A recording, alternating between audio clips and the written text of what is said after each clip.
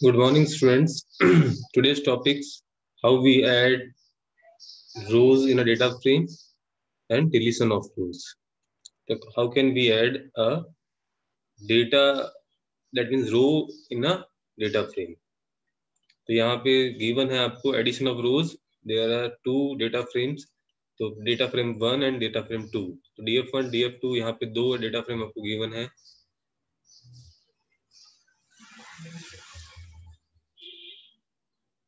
So df1 dot append df2, that means df1 में data जो भी है that is followed by df2. तो डेटा जो भी है df1 में, तो डेटा 2 df2 का डेटा वहां पे अपेंड हो जाएगा और df1 में कॉपी कर देगा. तो ये आपके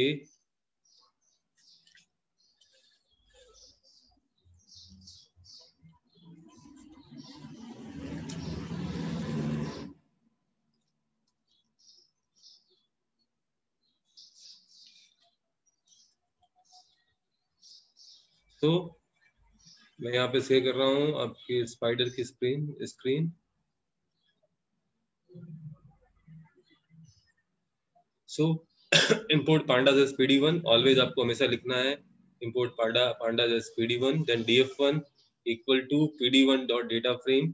तो फर्स्ट डेटा फ्रेम क्रिएट कर रहे हैं, उसमें डेटा है रो कॉलम 1, रो 1 1,2 और 3,4 आपके रो 2. तो जब हम लिस्ट लेते हैं तो आपके डेटा जो है रो वाइज लेता है. जब डिक्शनरी लोगे तो कॉलम वाइज डेटा लेगा वहां पे. तो बी केयरफुल अबाउट दैट. तो लिस्ट जब आप डिफाइन कर रहे हैं, नेस्टेड लिस्ट ले रहे हैं, तो लिस्ट में आपके रो वाइज डेटा लेगा. तो यहाँ पे देखिए फर्स्ट रो 1 2 और सेकंड रो 3 3,4. df2 भी क्रिएट कर रहे हैं, उसे फर्स्ट रो 5 6 और सेकंड रो 7 8, और उन दोनों कॉलम के नेम ab है. वहां पे heading, column heading is given by ab. And then df1 में क्या कर रहे हैं हम, यहाँ पे df1 डॉट अपेंड df2. तो df1 में जो डेटा है पहले से, उसके एंड में हम df2 को ऐड कर रहे हैं. तो अपेंड हमेशा मैंने कहा था ऐप और एंड, दैट मीन्स एंड में ऐड करेगा. तो अपेंड हमेशा यूज आता है to add in the end. तो देखिए 1 2 फर्स्ट रो में, 3 4 सेकंड रो में, और फिर 5 6 7 8. तो इस तरह से उसने ऐड कर दिया. दोनों के जो है बाय डिफॉल्ट रो इंडेक्स 0 1 0 1 ही है वहां पे, क्योंकि इसमें भी 0 1 होंगे, इसमें भी 0 1, तो दोनों को अपेंड कर रहा है वहां पे. तो इस तरह से हम रो ऐड कर सकते हैं यहाँ पे. अगर आपको ड्रॉप करनी है रो, तो you can drop df1 equal to df1 dot drop, और उसका इंडेक्स देना है जिस रो का आपको, 0, और प्रिंट df1. तो जिसको आपको ड्रॉप करना, डिलीट करना है वहां पे, तो उसके लिए तो प्रिंट किया, तो 0 0 इंडेक्स जहां पे भी था वो सारी रोज डिलीट हो गई. तो यहाँ पे 0 1 2 वो भी, और 0 5 6 ये भी आपकी डिलीट हो गई.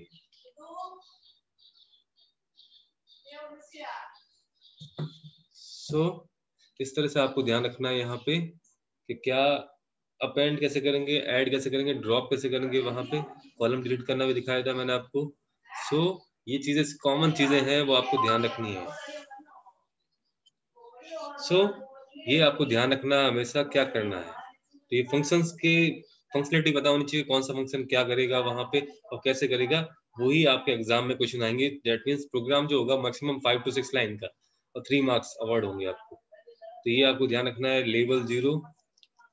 अब इटरेट ओवर रोज इन डेटा फ्रेम. अगर आपको रो वाइज डेटा अगर आपको इटरेट करना है, तो उसके लिए यहाँ पे ये for index comma row in df1 dot iter row, और आपको जो भी प्रिंट करवाना वो आप प्रिंट करवा सकते हो इस तरह से. तो यहाँ पे फंक्शंस जो यूज करेगा यहाँ पे,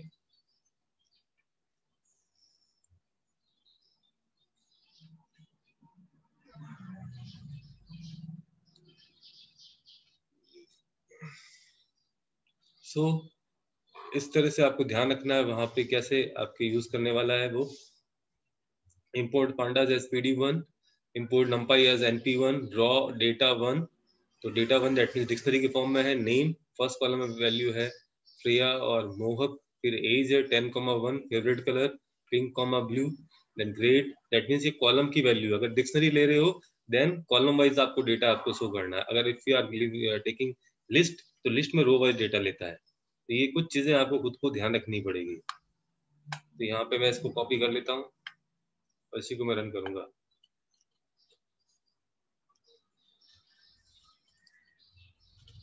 तो देखिए import pandas as pd1, import numpy as np1, क्योंकि numpy फंक्शन यूज कर रहा होगा वो वहां पे, लेकिन मुझे नहीं लगता यहाँ पे कोई numpy का फंक्शन है, बट स्टिल इज यूजिंग।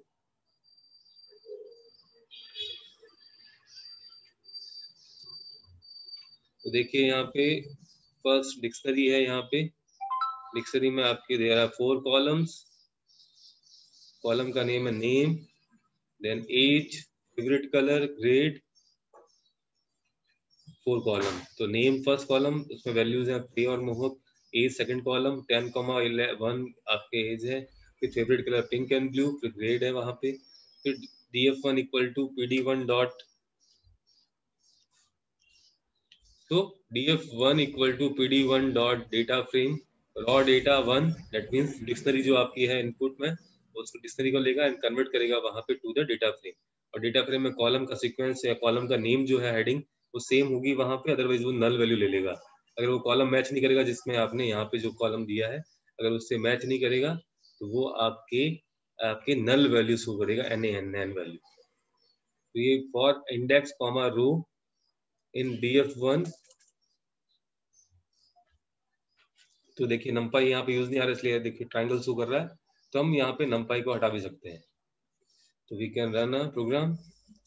तो देखिए यहाँ पे इटर रो क्या करेगा, इंडेक्स कॉमा रो, इंडेक्स आपके रो का इंडेक्स है वहां पे, रो की वैल्यू लेगा वहां पे। तो df1 डॉट इटर रो फंक्शन क्या करता है, रोज को इटरेट कर रहा है, दैट मीन्स रो को ही, रो का जो भी डेटा है 1 बाई 1 निकालेगा वहां से। तो यहाँ पे 2 वैल्यू ले रहा है यहाँ पे, नेम और रो एज। तो रो में जो वैल्यू आ रही है उसमें नेम और एज ले रहा है, तो हम प्रिंट ओनली नेम और एज करवा रहा हूँ। अगर मुझे ज्यादा करवाना है तो रो, और फिर दूसरा जो कॉलम का नेम जो भी है वहां पे उसका नेम को मुझे ऊपर डिक्शनरी में जो लिखा है उसका एडिट कॉपी पेस्ट कर लो, इसको यहाँ से कॉपी पेस्ट कर लो, क्योंकि समटाइम्स हमें नेम लिखने में प्रॉब्लम हो जाती है, हम प्रॉपर नहीं लिख पाते हैं। तो ये भी अगर इसको एग्जीक्यूट करूंगा तो साथ में फेवरेट कलर भी प्रिंट होगा। तो ये रो वाइज डेटा ही प्रिंट करेगा। इटर रो फंक्शन जो है डेटा फ्रेम में से रो वाइज डेटा को ट्रेवर्स करेगा, लेगा और प्रिंट कर देगा। तो जो चीज आपको प्रिंट करवानी है वो ही प्रिंट करेगा। तो सिंपल सा फंक्शन है iter row, to iter the row, iterate the row. फिर इसमें भी आपके जैसे सीरीज में था हेड एंड टेल फंक्शन, वैसे सेम यहाँ पे भी है हेड एंड टेल फंक्शन। तो हेड एंड टेल फंक्शन जो है यहाँ पे, that will be use to, first N rows के लिए यूज करते हैं हेड, और टेल जो है लास्ट एन रोज के लिए यूज आता है। बाय डिफॉल्ट दोनों ही 5 रोज को प्रिंट करते हैं, बाय डिफॉल्ट 5 रोज। तो हमें भी यहाँ पे ध्यान रखना है कि जब कुछ भी डेटा फ्रेम आपको गिवन है उसमें 20 रोज है, 30 रोज है, और आपको बोलता है बाय 5 रोज प्रिंट करनी है, तो which function is use to print first 5 rows और लास्ट 5 रोज। सो ये चीजें आपके कई बार क्वेश्चन आती है एग्जाम में भी, एक 1 मार्क्स का क्वेश्चन आएगा कि आपकी डेटा फ्रेम गिवन होगी और आपको सिर्फ कहेगा कि you have to print last 5 rows या last 3 rows, first top first 3 rows, first 4 rows. तो उस केस में क्या यूज करना, हेड फंक्शन। तो head function by default 5 rows को प्रिंट करता है, टेल फंक्शन भी बाय डिफॉल्ट 5 रोज को प्रिंट करता है। एंड तो मैं यहाँ पे इसको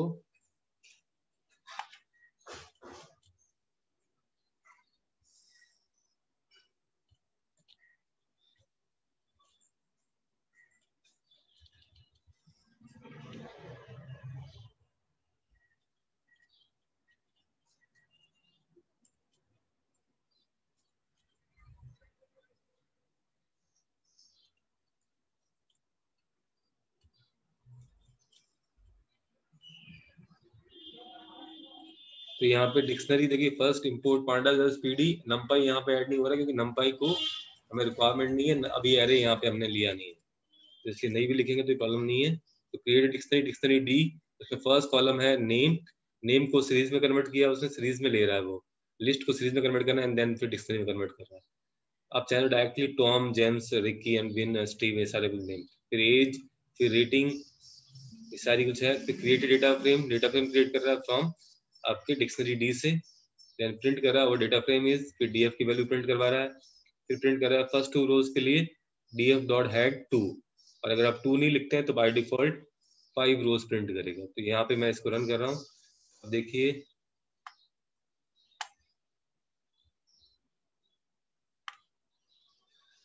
तो ओवर डेटा फ्रेम ये है हमारा, उसमें देखिए टोटल 7 रोज है वहां पे। अगर मैं लिखता हूँ हेड बाय डिफॉल्ट आपके 0 1 2 3 4, तो 0 से 4 दैट मीन्स टॉप 5 रोज, तो टॉप 5 रोज ही प्रिंट करेगा df डॉट हेड। अगर आपको नंबर ऑफ रोज वहां पे 2 प्रिंट करनी है तो फिर 2, तो यहाँ पे ओनली फर्स्ट 2 रोज।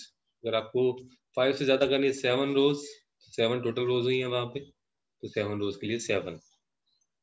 सो सिंपल सी चीज है, ऐसे फंक्शंस लर्न करने हैं, मेमोराइज करने हैं, फंक्शनलिटी पता होनी चाहिए कौन सा फंक्शन किसके लिए यूज आता है, देन आप इजीली कर पाएंगे।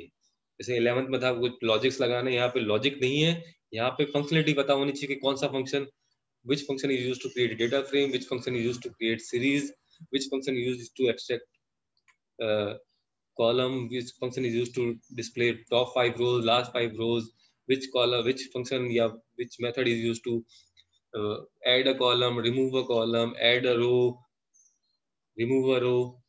तो वो सारे कुछ फंक्शंस आपको पता होना चाहिए, और यही एग्जाम में क्वेश्चंस आते हैं।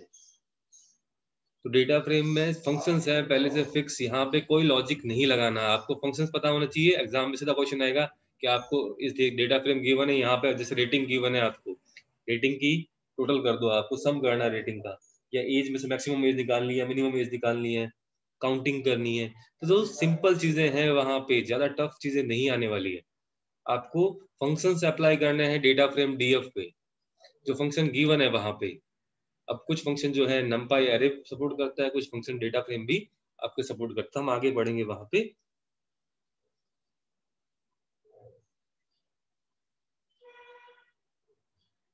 तो हम आगे चलते हैं यहाँ पे, अब हेड है यहाँ पे, हम टेल पे जाते हैं वापस। देखिए लोकेशन दिया है यहाँ पे बट टेल का नहीं दिया, तो हम टेल भी यहीं पे देख लेते हैं। तो tail returns last 10 rows, by default last 5 rows. तो टेल का और हेड का फंक्शन सेम है जो सीरीज में भी यूज आते हैं, सीरीज में भी यही यूज आता है सर, ध्यान रखना आप लोग। तो be ready for that. Tail 7 या tail by default 5 rows, last 5 rows, first 2 rows इसने छोड़ दिया, लास्ट 5 रोज। अगर आपको लास्ट 2 रोज प्रिंट करनी तो टेल 2, क्योंकि डेटा फ्रेम के फंक्शन तो df डॉट टेल, अगर सीरीज आता तो सीरीज डॉट जो भी टेल है वहां पे सीरीज का name and then tail of head function. तो दोनों फंक्शन आपके सीरीज में भी वर्क करते हैं, और आपके तो कुछ फंक्शन जो है कॉमन है वहां पे सब में वर्क करते हैं। अब नेक्स्ट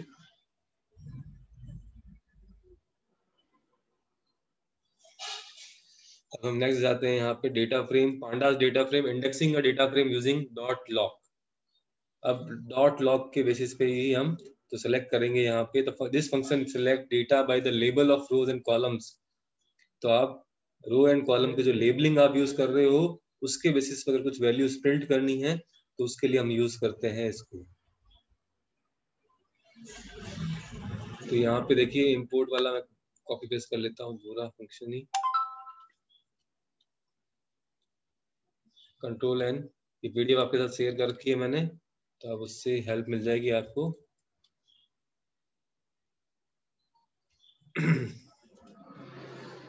जो मैंने आपको लास्ट में बताया था कि कैसे आपको पर्टिकुलर रूल सेलेक्ट करनी है, उस टाइम आपको मैंने बताया था, तो ये उसके लिए है। तो इंडेक्स इक्वल टू, तो यहाँ पे देखिए इंपोर्ट नंपाई एज एनपी। अब यहाँ पे df equal to pd dot data frame np dot random, और rand N that means random number generator है, अपने आप रैंडम नंबर जनरेट करेगा 8 number of rows and 4 are columns. तो कॉलम्स का इंडेक्स है, रो का इंडेक्स है ABCDEFGH, तो कॉलम के इंडेक्स है वहां पे जो यहाँ पे गिवन होगा आपके ABCD कैपिटल के अंदर। तो यहाँ पे 8,4, तो रैंडम फंक्शन जो है रैंडम नंबर जनरेट करता है, बट ये फंक्शन जो है दैट बिलोंग्स टू numpy, ये numpy से रिलेटेड है। आपके डेटा फ्रेम से नहीं है, तो यहाँ पे np है, इसीलिए numpy को इंपोर्ट किया है, तो np.random.randn। तो ये रैंडम फंक्शन है, रैंडम वैल्यू जनरेट करता है। तो यहाँ पे देखिए आपकी रैंडम वैल्यू जनरेट की इसने 8 वैल्यू। तो यहाँ पे मैं पहले करता हूँ यहाँ पे इसमें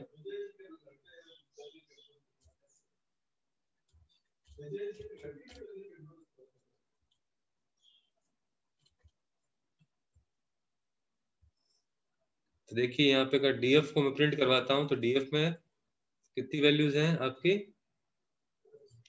8 rows and 4 columns. 8 rows and 4 column. देखिए 8 रोज ABCDEFGH तक आपके देखिए यहाँ पे कॉलम्स के नेम रो के इंडेक्स हैं और ABCD capital ABCD are column indexes. तो यहाँ पे देखिए मैंने कॉलम इंडेक्स कैपिटल ABCD दिया तो वही। तो ये 8 into 4, 8 number of rose 4 number of columns हैं, उनके उनकी जो वैल्यूज हैं आपके वो ली ऑटोमेटिकली रैंडम नंबर जनरेटेड है। तो ये रैंडमली नंबर जनरेट करता है और अपने आप वैल्यूज लेता है यहाँ पे। तो ये फंक्शन जो है np.random.randn, तो np तो numpy का हो गया और फिर यहाँ पे भी numpy के अंदर एक पैकेज का नेम है random और उसके अंदर है randn। तो रैंडमली नंबर जनरेट करता है, 8 कर रहा है नंबर ऑफ रोज के लिए और 4 नंबर ऑफ कॉलम्स के लिए। तो 8 इंटू 4 32 वैल्यूज आपके जनरेट करेगा। अब इसमें से अगर सिलेक्ट रो करनी है लॉक फंक्शन यूज करके, तो लॉक फंक्शन मैंने आपको बताया था वो हमेशा आपकी यूजर डिफाइंड जो इंडेक्सिंग देते हो आपने डेटा फ्रेम का इंडेक्स और कॉलम्स करके जो वैल्यूज दी है वहां से ही उसके बेसिस पे ही इंडेक्सिंग फाइंड आउट करता है। और अगर आपको आई लॉक यूज करना है तो वो डिफॉल्ट इंडेक्सिंग यूज करता है। आपको ध्यान रखना डिफॉल्ट इंडेक्सिंग जो पाइथन प्रोवाइड करता है वहां पे। ये तो हमने प्रोवाइड किया ABCD कैपिटल स्मॉल ABC और capital ABC, that is provided by user. User ने प्रोवाइड किया जिसने प्रोग्राम बनाया। 0 1 2 3 बाय डिफॉल्ट पाइथन खुद प्रोवाइड करता है वहां पे। तो देखते हैं डीएफ अगर मैं यूज करता हूँ तो ये रहा देखो आपकी इंडेक्सिंग।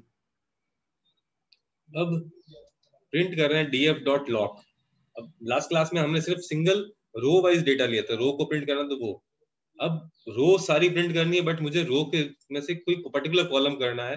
तो फर्स्ट तो आपके यहाँ पे स्क्वायर ब्रैकेट के अंदर जो कॉलम लिखा हुआ है इसमें आपके रो का रेंज ले सकते हो कि आपको ए से लेके बी तक देना है। तो जैसे यहाँ पे मैं लिखता हूँ ए, रो का इंडेक्स है ए से बी और इसको रन करता हूँ तो ए से बी और फिर कॉलम का नेम है ए।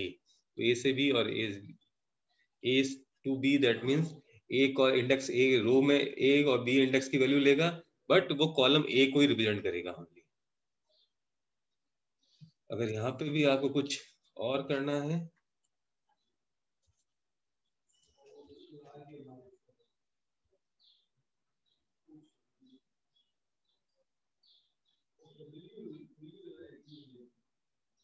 ABC जो है आपकी ABC, तो आप देखेंगे यहाँ पे कि A to C। तो यहाँ पे रो के लिए अलग से इंडेक्सिंग दिया मैंने या कॉलम के लिए अलग से। तो आपको पर्टिकुलर रो और कॉलम दोनों कहता है निकालना है, एक्सट्रैक्ट करना है। उस केस में हम लॉक में दो वैल्यू, तो फर्स्ट वैल्यू रिप्रेजेंट करेगी हमेशा रो को और सेकंड वैल्यू जो रिप्रेजेंट करेगी हमेशा कॉलम को। तो आप कॉलम की रेंज भी दे सकते हो, रो की रेंज भी दे सकते हो। तो इस तरह से भी आप वैल्यूज एक्सट्रैक्ट कर सकते हो यहाँ पे।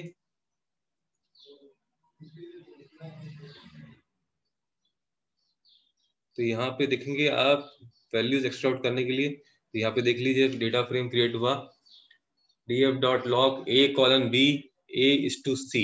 तो first a colon b means a से स्टार्ट करेगा इंडेक्स में जो आपके रो के अंदर। तो रो में a से स्टार्ट करेगा b पे स्टॉप हो जाएगा। तो a से b ये फर्स्ट, तो उसमें दो रो सेलेक्ट कर ली। अब उसके बाद में दो कॉलम कह रहा है कि यहाँ पे a से c तक, तो 3 कॉलम सेलेक्ट करने हैं। फर्स्ट सेलेक्ट किया ये चीज, ये दो रो उसने सेलेक्ट कर ली है यूजिंग रो। अब कॉलम में से अब इन दो रो में भी 3 कॉलम का डेटा सेलेक्ट करेगा 6 वैल्यूज। तो 6 वैल्यूज आपके लास्ट में प्रिंट हो गई। तो इस तरह से आपको वैल्यूज एक्सट्रैक्ट करने के लिए भी फंक्शंस प्रोवाइड कर रहा है। आपको लॉक या आई लॉक में से यूज करना है। आई लॉक में भी सेम यूज आएगा।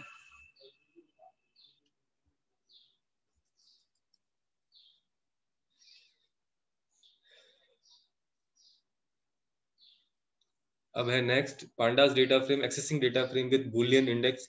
अगर बुलियन वैल्यूज है वहां पे तो उसके बेसिस पे आपको इंडेक्स वैल्यू में बुलियन दे देता हूँ, उस केस में कैसे करेगा? तो यहाँ पे मैं डिक्शनरी को इंपोर्ट कर रहा हूँ।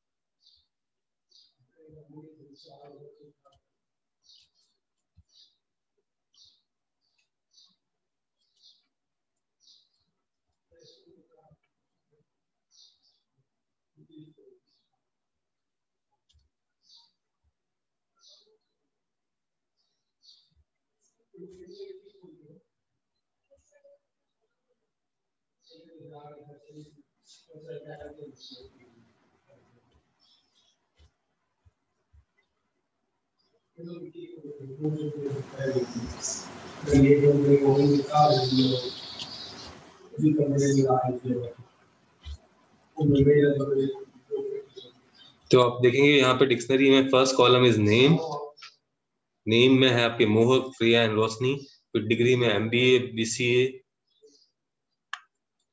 और MTech, फिर स्कोर में 90, 40, 80। तो ये 3 कॉलम्स है आपके डिक्शनरी के अंदर।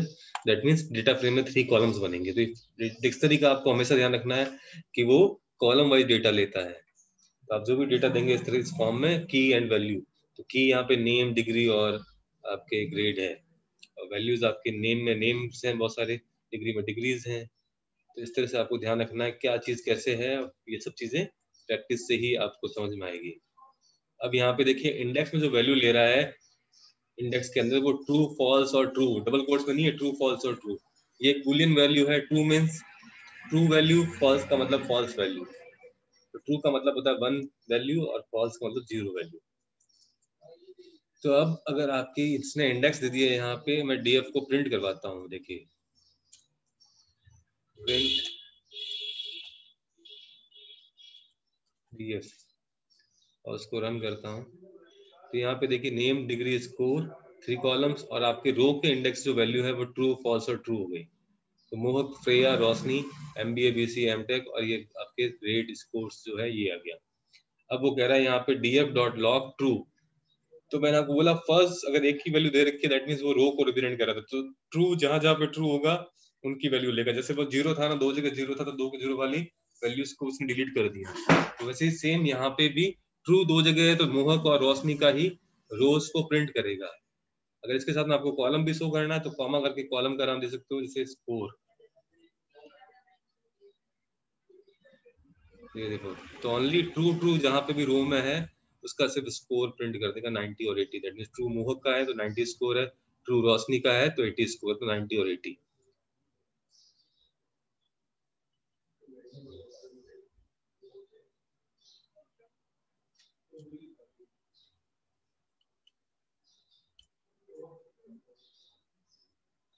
तो binary operation over data frame.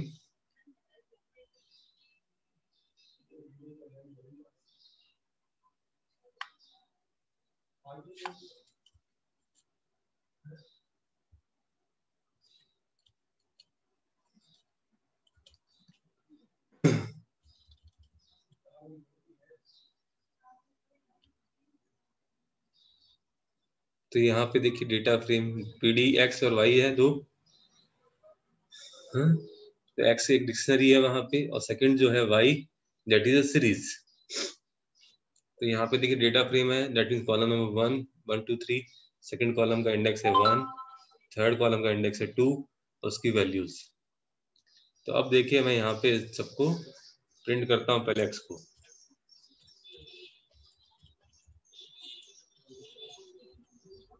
और इसको रन करते हैं। तो X को अगर प्रिंट करता हूँ तो यहाँ पे 1 2 3, तो कॉलम वाइज फर्स्ट कॉलम की वैल्यू 1 2 3, सेकंड कॉलम की वैल्यू 4 5 6 और थर्ड कॉलम की वैल्यू 7 8 9। अब 1 2 3 ऐड होगा यहाँ पे ईच एंड एवरी। तो ये सीरीज में, यहाँ पे एक सीरीज में जो वैल्यू होती है वो कॉलम वाइज होती है। तो 1 2 3 कॉलम में तो 1 2 3 के साथ में 1 2 3 ऐड हो जाएगा। दैट मींस 2 4 6 हो गया। 1 + 1 इज 2, 2 + 2 इज 4 और 3 + 3 इज 6। तो 4 2 4 6 आ गया। सेकंड रो कॉलम लेगा वहां पे और इसका ये, तो 1 4 + 1 इज 5, 5 + 2 इज 7, 6 + 3 इज 9। तो ये इस तरह से आपके वैल्यूज ऐड कर दी। यहाँ पे भी इस तरह से एक्स एक्सिस 0 मींस आपकी रो वाइज। अभी 1 लेता हूँ मैं एक्सिस, फिर देख करते हैं कैसे गाइड करता है। तो देखिए 2 3 4 6 7 8 10 11 12। तो अब अगर एक्सिस 1 लिखते हैं तो वहां पे देखिए 1 यहाँ पे ऐड कर दिया इसने। देखो फर्स्ट कॉलम में यहाँ पे 1 1 ऐड किया, तो 1 + 1 = 1, 2 + 1 = 3 और 3 + 1 = 4। फिर 2 ऐड किया है तो 4 + 2 = 6, 5 + 2 = 7, 6 + 2 = 8, तो 6 7 8। फिर 7 में 3 ऐड करेगा तो 10, 8 में 3 ऐड किया तो 11, 9 में 3 ऐड किया तो 12, तो 10 11 12। तो इस तरह से आपको ध्यान रखना है, एक्सिस 0 एक्सिस 1 दोनों पे वर्क करता है यहाँ पे। तो यहाँ पे अगर मैं एक्सिस इक्वल टू 1 लिखता हूँ, दैट मीन्स पूरे कॉलम में 1 ऐड हो जाएगा, फिर पूरे कॉलम में 2 ऐड हो जाएगा, पूरे कॉलम में 3 ऐड हो जाएगा। और नहीं तो ये इंडिविजुअली, अगर एक्सिस 0 है तो इंडिविजुअली सबके साथ में ऐड होगा, जैसे डिक्शनरी में दे रखा है। तो ये सब चीजें आपको ध्यान रखनी है और प्रैक्टिस करनी है।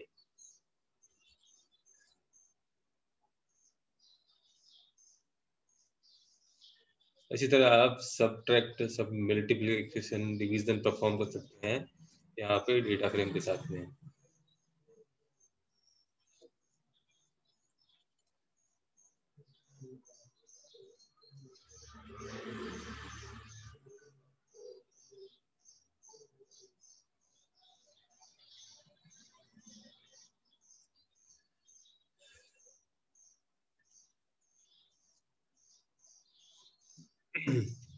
अब आता है 2 टॉपिक्स हैं, पाइवोटिंग और पाइवोटिंग आती है, एक पाइवोट टेबल और एक पाइवोट फंक्शन आता है वहाँ पे। तो पाइवोट टेबल और पाइवोट फंक्शंस, 2 फंक्शंस होते हैं। The data frame, it is 2 dimensional data structure columns of with the column of different types.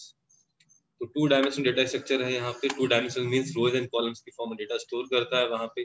Generally data frame क्या है यहाँ पे, टू स्टोर डेटा। डेटा को स्टोर करने के लिए टेबुलर फॉर्म में एक स्ट्रक्चर दे रहा है, रोज और कॉलम की फॉर्म में। तो it is just similar to it is just similar to a spreadsheet or SQL table or a dictionary of series object। तो ये SQL टेबल की तरह भी है आपकी, कह सकते हैं कि एक्सेल सीट जो है, स्प्रेडशीट जिसको बोलते हैं, एक्सेल में सीट बनाते हैं जो, उसकी जैसी ही है। तो it is generally most commonly use pandas object. तो पाइवोट मेथड जो है आपकी रीसेप करता है, जो पहले से डेटा फ्रेम बना हुआ है वहां से कुछ डेटा एक्सट्रैक्ट आउट करता है। तो pivot reset data and used unique value from index or columns to form axis of the resulting data frame। तो पाइवट फंक्शन क्या करता है, एक डेटा फ्रेम पहले से बना उसमें से कुछ डेटा निकाल के एक नया टेबल बनाएगा, नया डेटा फ्रेम बनाएगा, उसमें यूनिक वैल्यू लेता है कॉलम की हेडिंग के लिए। अगर यूनिक वैल्यूज नहीं है तो प्रॉब्लम करेगा वहां पे। तो columns to form axis of resulting data frame, index is column name to use to make new data new frames index. तो इंडेक्स जो यहाँ पे है, नए जो डेटा फ्रेम बनाएगा उसका इंडेक्स होगा वहां पे। Column is a column name to use the make new frames column, और कॉलम जो आप लेंगे यहाँ पे वो नई डेटा फ्रेम के कॉलम्स की हेडिंग बनेगा। तो value is column name to use for populating new frame values. अगर वैल्यू आप जो लेते हैं उस जिस कॉलम को वैल्यू लोगे उसके बेसिस पे। तो हम बताएंगे आपको आगे कि कैसे ये पाइवट फंक्शन वर्क करता है, फिर पाइवट टेबल क्या करता है, दोनों का डिफरेंस कैसा क्या है। सो ये सब चीजें आपके लिए, तो ये दोनों चीजें हैं वहां पे। Pivot and pivot table last year तो नहीं था, बट इस साल अभी तक सिलेबस जो है उसमें है आपकी, तो सीख ले। अगर हटा भी देंगे बाद में तो कोई प्रॉब्लम नहीं है, बट पता होना चाहिए पाइवट फंक्शन और पाइवट टेबल फंक्शन क्या करता है, क्योंकि ये एक्सट्रैक्ट करता है डेटा वहां से।